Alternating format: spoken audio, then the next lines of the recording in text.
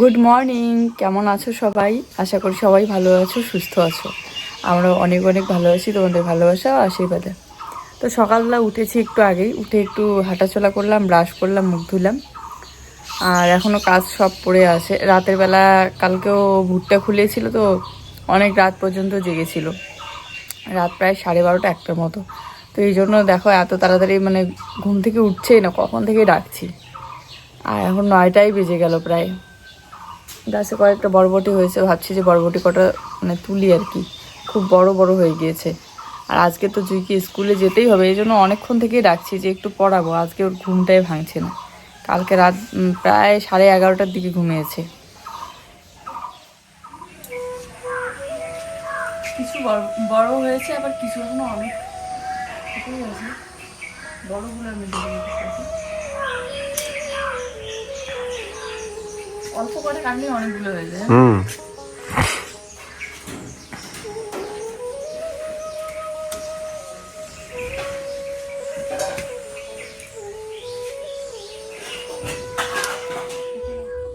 কি ভালো লাগছে না বলো আমার ঘরের সামনাটা দেখতে? হ্যাঁ, এটা আমার স্বপ্ন ছিল যে ঘুম থেকে উঠেই চোখ খুলেই যাতে সুন্দর পরিবেশ দেখা যায়। আর আমার শ্বশুরবাড়িটা মানে আমাদের বাড়িটা হচ্ছে এমন জায়গায় যে ঘুম থেকে উঠেই জানালা খুলে বা দরজা খুলে ওই ভাঙা বেড়াচাটি ছাড়া আর কিচ্ছু দেখা যায় না। হ্যাঁ, উপর দিকে তাকালে হয়তো গাছ দেখা যায়, কিন্তু বাইরের ওই সুন্দর পরিবেশটা দেখা যায় না। তো আমার ইচ্ছে আর স্বপ্ন বলতে পারো যে ঘরটা এরকম হবে যাতে জানালাটা খুলেই বাইরের পরিবেশটা দেখা যায়।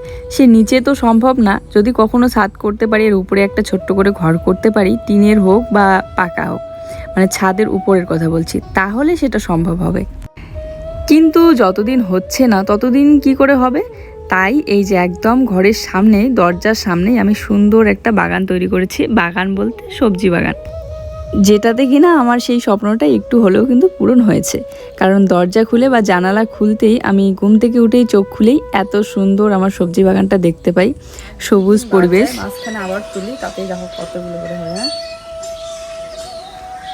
একদিন পর পর এই একটা বেগুন হয়েছে আমার, একদম বাড়ির পিছনের দিকে একটা গাছ লাগিয়েছে, ওখানে একটাই বেগুন হয়েছে আর একটা ফুল ধরেছে সবে। এই গাছগুলো বেশি বড় হতে পারেনি। আর বিশ্বাস করো, ঠিক এই কারণে মনটা একদম শান্তি পায়। যাই হোক, এখানে 2টা বেগুন আর মিষ্টি কুমড়ার কয়েকটা ডগা নিলাম, 2টার মতো। নিয়ে আসলো 2টা ডিম, আমি এই জগের মধ্যে ডিম সেদ্ধ দিয়ে দিলাম 2টা। আর এখানে 2টা বেগুন আছে, তার সাথে মিষ্টি কুমড়ার 2টা ডগা আর 2টা বরবটি দিয়ে একটা সবজি বানাবো জুইয়ের জন্য, স্কুলে যাওয়ার জন্য রেডি করি, খেয়ে যাবে। চাইলে এখানে আমি আরও কিছু সবজি অ্যাড করতে পারতাম, একদম নিজের লাগানো চারা গাছ থেকে তোলা, যেমন পুঁই শাক আছে, আরও হচ্ছে ভেন্ডি আছে গাছের। 1-2টা করে হইলেও খাওয়া কিন্তু যায় বলো। তো এখানে সব কিছু একটু একটু করে অ্যাড করেই কিন্তু খুব সুন্দর একটা সবজি তৈরি হয়। 2-1 দিদিভাই কমেন্ট করে এই সাদা বেগুনগুলোর কথা জিজ্ঞাসা করেছে। এক দিদিভাই তো বলেছে যে এই সাদা বেগুনগুলো কি এরকম সাইজের খায় নাকি বড় হয়? না গো, এগুলো না এরকম সাইজের খেতেই ভালো লাগে। বড় হয়তো হবে আর একটুখানি, কিন্তু বেশি বড় হলে আবার বীজগুলোও বড় হয়, তখন খেতে ভালো লাগে না। আর এক দিদিভাই বলেছে যে আমি কলকাতা থেকে, তুমি কি আমাকে বেগুনের চারা দিবে? হ্যাঁ, আমি চেষ্টা করব, যদি বেগুনের চারা তৈরি করি, আর করতে তো হবেই, এত সুন্দর বেগুন বলো, আর তখন চারা হলে পরে দেবো আমি। আগে মেয়েকে রান্না করে খাওয়াই, স্কুলে দিয়ে পাঠালে তারপরে আমার মানে চিন্তাটা একটু কমে, তখন কাজকর্মগুলো ধীরে ধীরে করব। এবার তো সবে এই কটা সবজি চাষ করেছি, কিন্তু পরের বার চেষ্টা করব আরও বেশি করে সুন্দর করে সবজি চাষ করার। এবার তো দারুণ, মানে সবজি খেয়ে এত আনন্দ লাগে এই গাছ থেকে। তবে জুইয়ের সবজিটাতে দেওয়ার জন্য 2টা শুধুমাত্র বরবটি রেখেছি, আর বাকিগুলো কিন্তু আমার এক জাকে দিয়ে দিলাম, আর ওদেরকে দেওয়ার জন্যই তুলেছিলাম। এই 2 দিন ধরে তুলছিলাম না, কারণ আমি ভেবেই রেখে দিয়েছি যে আর একটু বড় বড় হলে তুলে ওদেরকে দেব। তো তুলে দিয়ে দিলাম। আর বাড়ির পিছনের দিকেরগুলো তুলতে পারিনি, ওখান থেকে তুললে আরও অনেকগুলো হতো। ওগুলো তুলে মা হচ্ছে বরবটির মানে সেদ্ধ করে চাটনি বানিয়েছে বাটা করে। তো এখানে আমি পেঁয়াজ কুচি, কালো জিরা ফোড়ন দিয়েছি, তারপরে রসুন আর কাঁচা লঙ্কা একটু ভেজে নিয়ে জিরার গুঁড়া, হলুদ, লবণ দিয়ে জল দিয়ে একটু সেদ্ধ করে কষিয়ে নিলাম। কষিয়ে নেওয়ার পর এই যে সবজিটা দিয়ে দিলাম, একটুখানি নেড়েচেড়ে ঢেকে দিলাম। আর আমার এই কড়াইয়ের পিছনের দিকের কালারগুলো হালকা হালকা উঠে যাচ্ছে। জুতাগুলো যে ওখানে রাখা ছিল আমি লক্ষ্যই করিনি এতটা, আসলে খুলেই রাখলাম, কারণ পাগুলো কেমন যেন গরম বেরিয়ে যাচ্ছে। সারাটা দিন জুতা পরা থাকে, এগুলো এখনকার দিনে হয়। আর আগেরকার দিনে কিন্তু এমনটা ছিল না, মানে তখন আমরা যখন ছোট ছোট ছিলাম সারাক্ষণ জুতা খুলেই খেলতাম, ওই সন্ধ্যাবেলা জুতা পরতাম। আর মা বাবাদেরও সবাইকে তাই দেখতাম যে মানে সকালবেলা উঠে জুতা খুলে রাখে, সারাটা দিন খালি পায়ে হাঁটা চলা কাজকর্ম সব হয়। কিন্তু এখনকার দিনে লক্ষ্য করবে ছোট থেকে বড় সবাই সারাটা দিনেই জুতা পরে থাকে। তো যাই হোক, এখানে রান্নার সাথে সাথে আমি টেবিলটা আরও ভালো করে মুছে নিলাম। বেঞ্চটাকে এখন টেবিলই মনে করি, কারণ যেহেতু এখানে সব কিছু রাখা হয়। আর আমার এটা বরাবরের অভ্যাস, রান্নার সময় সাথে সাথেই মানে চুলা থেকে শুরু করে সাইডগুলো সব কিছু মুছে খুঁজে পরিষ্কার করে রাখি। এখন একটু মাখা মাখা করে নামিয়ে নেবো। বেগুনগুলো সেদ্ধ হয়েছে খুব সুন্দর, তার সাথে যে আলুগুলো সেদ্ধ হয়েছে।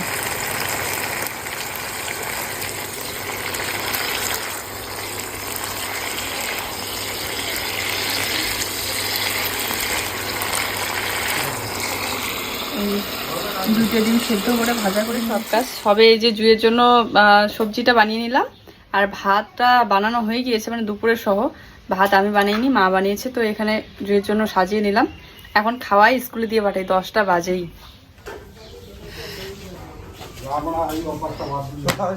এই কেমন সবজি বলো? আসো আসো আসো, 10টা বাজে তো। খুব সুন্দর একটা সবজি হয়েছে, আর তার সাথে ডিম সেদ্ধ ভাজা। এই জুই, থালা নিয়ে দাঁড়িয়েছি, আসো। ওখানটায় গরম লাগে, এদিকে আসো না। টাটা, ভালো করে ধরো, দেখছি। ধরো, সোজা করে বসো।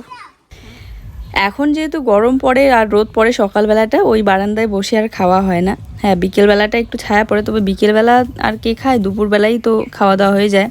হ্যাঁ, আমি মাঝে মধ্যে একটু খেতে দেরি করি বিকেলবেলা, তখন ওই বারান্দায় বসে খাই।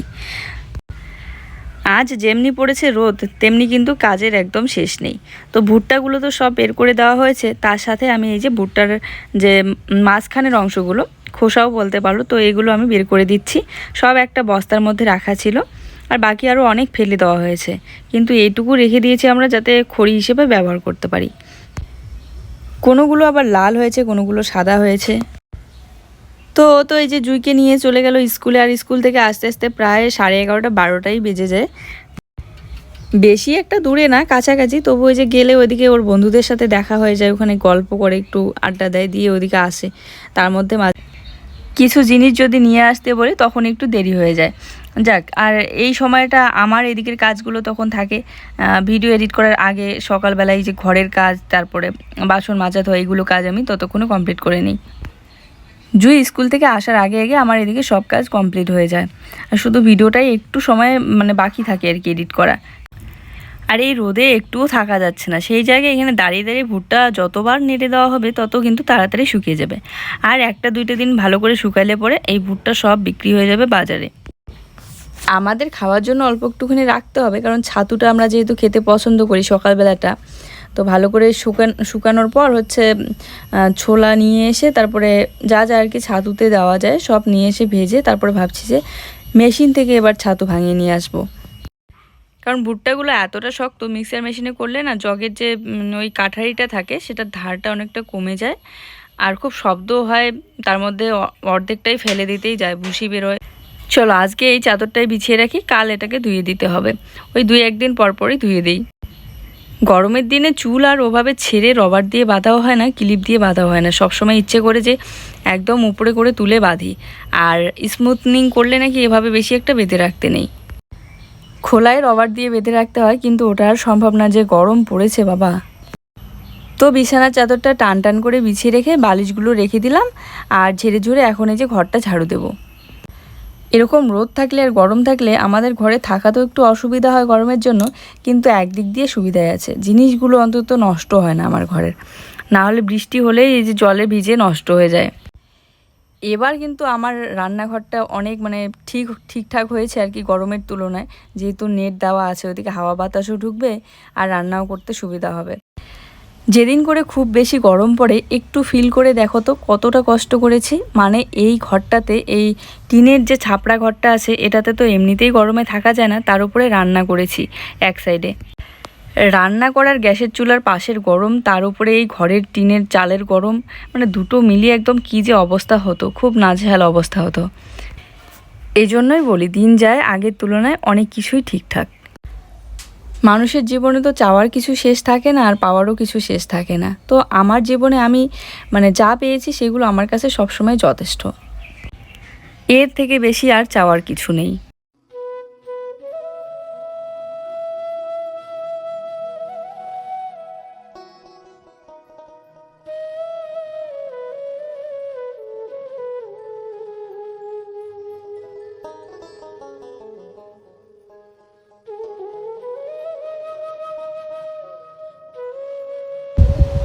এইদিকে আলুগুলো যদি আর 2-3 দিনের মধ্যে বের করে দেওয়া না হয়, তাহলে মনে হয় পুরো বস্তাটাই পচে যাবে। খুব গন্ধ বেরিয়ে যায় একদম, বিশেষ করে ঘরের ভিতর থেকে গন্ধটা নাকে আসে। এই জন্যই বের করে দিচ্ছি না, কেননা এগুলো শুকানোর পর একটা ভালো জায়গায় ঢেলে রাখতে হবে। আর ঢেলে রাখার মতো এখন জায়গায় নেই বর্তমানে, সব জায়গাতেই ভুট্টা রাখা। তো এই জায়গায় তো জামা কাপড় আমার অগোছালো দেখতে একদমই ভালো লাগে না, ওই জন্য চেষ্টা করি সবসময় গুছিয়ে রাখার। কারণ সামনেই কেউ আসতেই, একদম বাড়ির ভিতরে ঢুকতেই সবার প্রথমে এই জামা কাপড়গুলো চোখে পড়ে, অগোছালো জামা কাপড়। তো এই যে ভাঁজ করে রাখছি, যে কয়েকটা হোক না কেন, সেরকমভাবে ভাঁজ করছি না, কারণ এগুলো একটু পরেই আবার ব্যবহার করতে লাগবেই। আর খেতে বসার প্লাস্টিকটা আর জুয়ের কিছু জামা আজকে ধুয়ে দিতে হবে, যেটা আমি প্রত্যেক দিনে জুয়ের জামা কাপড়গুলো ধোয়াধুয়ি থাকে। ওই দেখো টারের মধ্যে 1-2 করে প্রত্যেক দিন মেলে দেওয়া থাকে, হালকা ভেজা থাকলেও আবার ভালো করে শুকিয়ে নিই।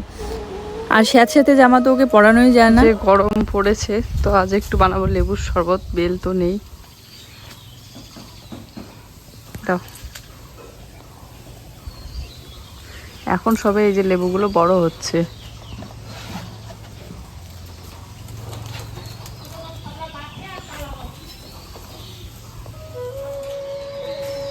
কত বড় ছিল গাছটা আরো।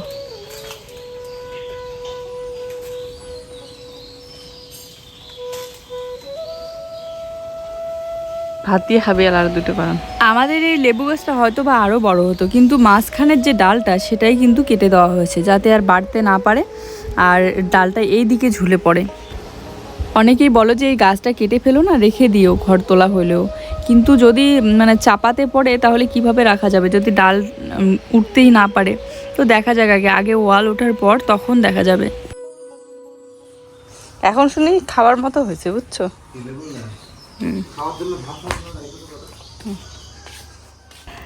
তো জুইয়ের স্কুল ছুটির সময় হয়ে এসেছে, ও ওইদিকে জুইকে রেখে বাড়িতে এসে আবার ভুট্টা খোলাচ্ছিল, আর বলছে যে একটু লেবু শরবত বানিয়ে নাও না, যে গরম পড়েছে। তো এই যে লেবুর শরবতটা বানিয়ে নিচ্ছি, আর জুইয়ের জন্য একটুখানি শরবত রেখে দেবো।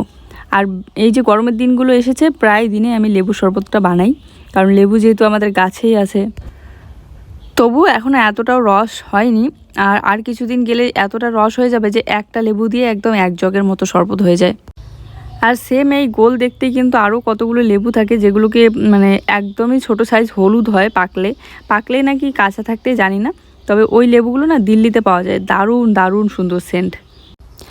আমাদের এখানে এত খুঁজেছি পাইনি। আর বাবাই যে এখান থেকে একটা ডাল কলম করার জন্য বানিয়েছে, জানি না হয়েছে কি না, তবে দেখতে হবে। আর চারা হলে তো ভালো কথা, একদম বাড়ির পিছনের দিকে লাগাবো এবার। পিছনের দিকে অনেক বড় বড় লেবুর গাছ হয়েছে, লেবুও হয়, কিন্তু ওইগুলো না রস বেশি একটা নেই।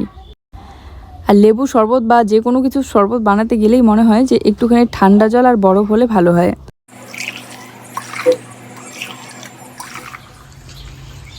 ঘাটার জন্য কিছু আনলাম না, ফ্রিজের জল গরম পড়লে ফ্রিজের কথা মনে পড়ে না। আজ আর অল্প একটু ভুট্টা খোলাইলে, ভুট্টা প্রায় খোলানো শেষের দিকে। আরে এই যে এগুলো আছে, আর এই যে এগুলো বানায় রাখতেছি, ঘাট বানায় রাখতেছি, ঘাট করে দিচ্ছি একটা করে, হচ্ছে 2টো লাইন করে নাই করে দিচ্ছি। তো কালকের একটুখানি মুসুর ডাল ভিজানোই ছিল, সবটার আমি করে নিয়েছিলাম, কিন্তু আর অল্প একটু ছিল, রাতে করতে চেয়েছিলাম তাও করা হয়নি। তো এই যে এখন ওটা আমি ছোট্ট আমার মিক্সার মেশিনটাতে বেটে নিলাম, বেটে নিয়ে 1টা কি 2টা পুঁইশাকের পাতা দিলাম, আর তারপরে দেখাচ্ছি, ব্যাক ক্যামেরা দেখাচ্ছি। আমি একটু বড়া বানাবো। এখানে দেখো আমি দিয়েছি পেঁয়াজ, রসুন আর লঙ্কা, জিরার গুঁড়া, হলুদ, লবণ, আর দিয়েছি একটুখানি বেসন, আর পুঁইশাকের পাতা দিয়েছি 2টা। এইটুকু দিয়ে আর মুসুর ডাল আছে। আমি একটু শুধুমাত্র আমার জন্য বড়া বানিয়ে নিই, কারণ জুই আর জুইয়ের বাবা তো খেয়ে নিয়েছে। হ্যাঁ কাটলা, হাত কেটে যায় যদি। দেখি তোমার পাটা দেখাও তো কোথায়। এই যে জুয়ের পাটা, দেখি দেখাও, এদিকে ভালো করে দেখাও। দেখাই যাচ্ছে না, এই সাইডে ঘুরাও, এই সাইডে, এই সাইডে সোজা করো। হ্যাঁ, তো দেখতেই পেলে জুয়ের পায়ের কি অবস্থা হয়েছে গরম জল পড়ে। আর হাতের মধ্যেও ছিল, কিন্তু হাতের মধ্যে ফোঁসা পড়েনি, পাটার মধ্যে এতটা ফোঁসা পড়েছিল। ও বারবার হাত দিয়ে নাড়াচড়া করে তো ফেটে গিয়েছে, আর ফেটে গেলে কিন্তু অনেকটা জ্বালায়, জল বেরোয়। তো এই যে বানিয়ে নিলাম বড়া। বড়া খাবা নাকি? হ্যাঁ বড়া দেখো, তোমার তোমার প্রিয়। আর বললাম কি খাওয়া দাওয়া করে উঠেই একটু শুয়ে রেস্ট করছি বলতে, এই যে ফ্যানটা হয়েছে, আরাম হয়েছে না, মানে ফ্যানের হাওয়া দিলে অনেকটা শান্তি লাগে, খুব মিষ্টি হাওয়াটা। আগের ফ্যানটা আমাদের ছিল, মানে ফ্যানের হাওয়াটা এত স্পিডে আসে যে নাকটা একদম বন্ধ হয়ে থাকে। এই যে অন্ধকার লাগছে ঘরটা দেখতে, কেননা পর্দাটা দেওয়া ছিল। আগের ফ্যানটা হচ্ছে এখন ঠিক হয়েছে অনেকটা, আর ঠিক করে বাবাদের ঘরে রাখা হয়েছে, কারণ বাবাদের সিলিং যে ফ্যানটা থাকে সেটা নষ্ট হয়েছে। আর ওই ফ্যানটা এত সুন্দর হয়েছে এখন দেখতে, কালার করেছে বাবা কত সুন্দর করে। আমাদের রান্নাঘরে যে হলুদ রঙটা করেছি না, ওই রঙটা একটুখানি বেঁচে গিয়েছিল, তো ফ্যানের যে মাঝখানের জায়গাটা মনে হয় সম্ভবত বেগুনি রং করা ছিল, বেগুনি আর সাদা ছিল। তো এই সাদার জায়গাগুলো সাদাই আছে, আবার বেগুনির জায়গাগুলো সব একদম হলুদ করে দিয়েছে, খুব সুন্দর লাগে দেখতে এখন। আর ওই হাওয়াটা খেলে না একদম, যদি ফুল স্পিড দেওয়া হয় নাক বন্ধ হয়ে আছে। আর এটা দেখো, এই ফ্যানে এটা কিন্তু সব থেকে লো স্পিডে দেওয়া আছে, তারপরেও এতটা হাওয়া। আর দুপুরবেলার এত গরমের মধ্যে এই হাওয়াটা যদি একবার খাওয়া হয়, ফ্যানটা অন করে দিয়ে বিছানায় শুইলে একদম ঘুম পেয়ে যায়। বিশেষ করে ওই সময় যদি এডিট করি, ভিডিওটা কাটাকাটি করার সময় যেন প্রত্যেক দিন ঘুম পেয়ে যায় আমার। তো যাই হোক, খাওয়া দাওয়া করে একটুখানি শুইলাম, কারণ এখন আর কিছু কাজ নেই। বাসনপত্র মাজা দেওয়া করে নিয়ে আসলাম, ভুট্টাগুলো একটু পরে তুলতে হবে, কারণ রোদ নেই এখন। আর অল্প একটু ভুট্টা আছে খোলানো, তাহলেই শেষ। তো ওইটুকু ওর এসেই খুলে নেবে। আর ও গেল হচ্ছে জুইকে নিয়ে নাচের ক্লাসে। চলো,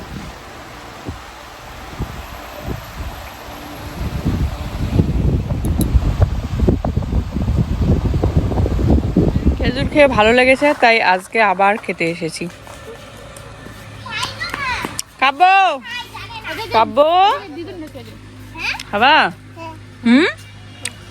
খাবা?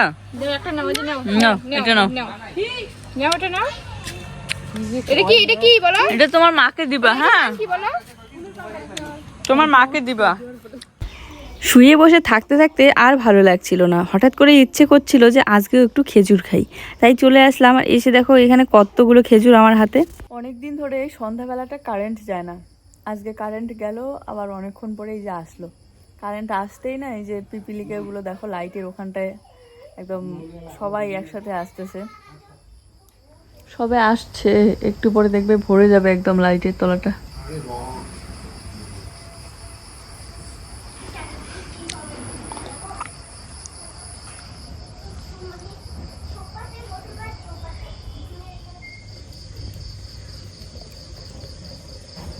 তো এই যে রাতের জন্য ভাত বসিয়ে দিলাম মেয়েকে পড়ানোর পর, আর ভাত করব, আর মাংস নিয়ে এসেছে, মাংস রান্না হবে, ব্রয়লারের মাংস।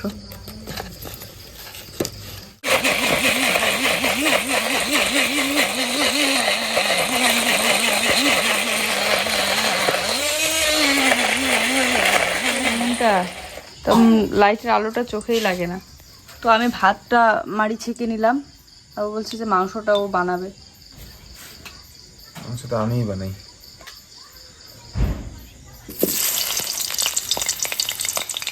মাংস নিয়ে আসলে বরাবরই ও বানায়। বরাবর এই হচ্ছে মাংসটা ধুয়ে নিয়ে এসেছে। আর মশলা তো আমি বেটে নিয়েছি মিক্সচার মেশিনে, সব কিছু ওরকম রেডি করে দিলে রান্না করতে কত ভালো। লাইটটা পড়ে গেছে আমাদের উল্টা সাইডে। টিউশন থেকে আসার পর বাচ্চাকে একটু সময়ের জন্য রেস্ট দিলাম, খেলাধুলা করলো একটু, আর মানে ঘরের মধ্যেই, রাতের বেলা আর কোথায় খেলবে। তারপরে খেলো, খাওয়ার পর এই যে জল বিস্কিট খেলো। সবাই পড়ানোটা কমপ্লিট হলো, বইগুলো এখন গুছিয়ে রাখলাম। এখন এই জায়গাটা একটু ঝেড়ে ঝুড়ে পরিষ্কার করি, কারণ একটু পরে খাওয়া দাওয়া করবো। ওদিকে ও মাংসটা বানাচ্ছে বাইরে বসে বসে, আর টিভি দেখছে। বাইরে থেকেই টিভি দেখা যায়, যেহেতু দরজার সামনেই রান্না করা হয়, টিভিটা অন করে দিলাম। আজকে থেকে একটা কাজ অন্তত কমলো, ভুট্টা খোলানো শেষ।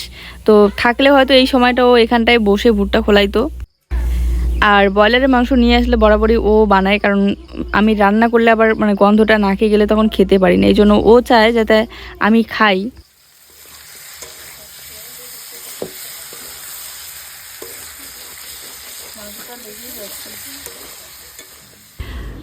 অনেক দিন পর আজকে মাংস রান্না হলো, তবু আলু দিয়ে।